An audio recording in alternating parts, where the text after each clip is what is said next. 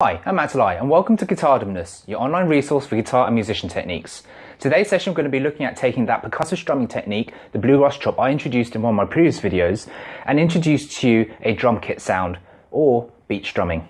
The effect is this.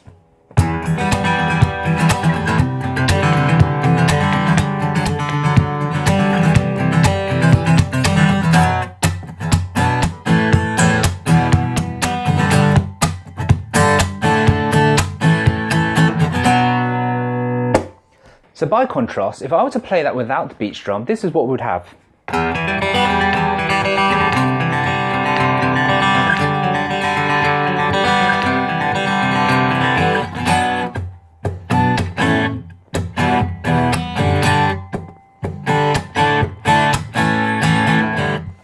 So the reason why I developed the technique was because I love playing acoustic guitar in live sessions, and certainly there's lots of great guitarists out there. I'm going to have a bunch of links below this video who do amazing things just using their fingertips, and certainly one of my most popular YouTube videos has been the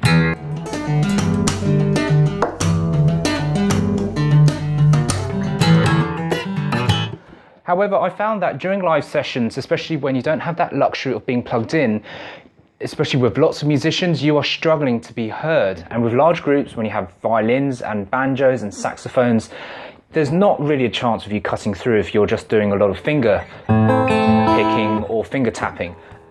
You need the volume through the pick,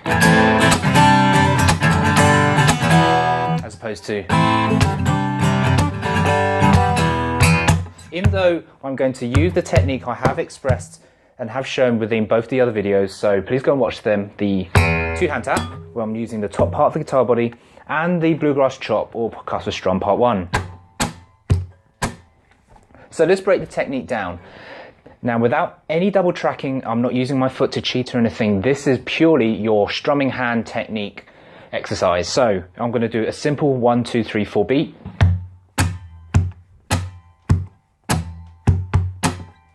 And I'm going to break down the movement, and the main movement is really to get that kick drum sound. So the simple one is the kick drum sound on its own, again using the top part of the body, and you're just literally dipping down in that kind of motion, landing on that part of your wrist.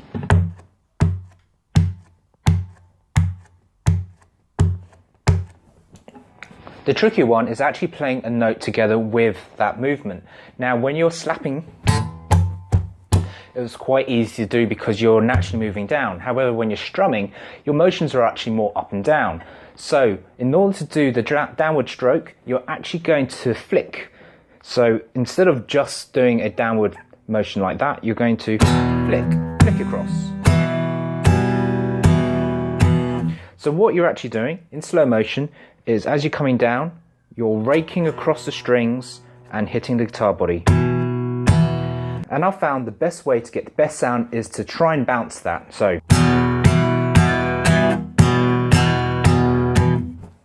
lastly, just to share with you one little tip, especially if you do get the chance to plug your guitar in, your acoustic guitar. Now, not all of them have the capability of picking up all the tones from the guitar body, in which case you might need to speak to the sound engineer, get them to understand where you're coming from, and also maybe even mic yourself up. A lot of country and bluegrass players actually use real mics rather than plugging them directly straight in.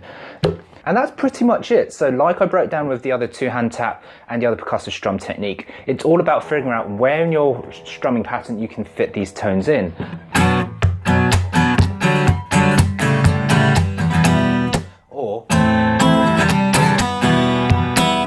So as I said, as an acoustic guitarist, you will get to love this.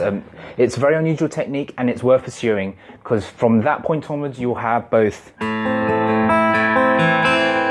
finger picking to strumming,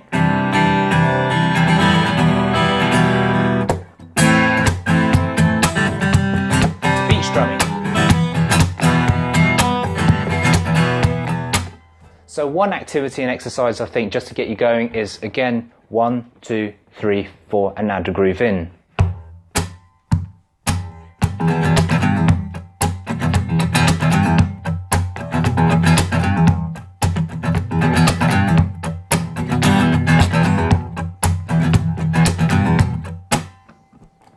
which case I hope you enjoyed that. Please take the time to get used to the technique. It's well worth it. Have a great time and I'll catch you next time. Cheers.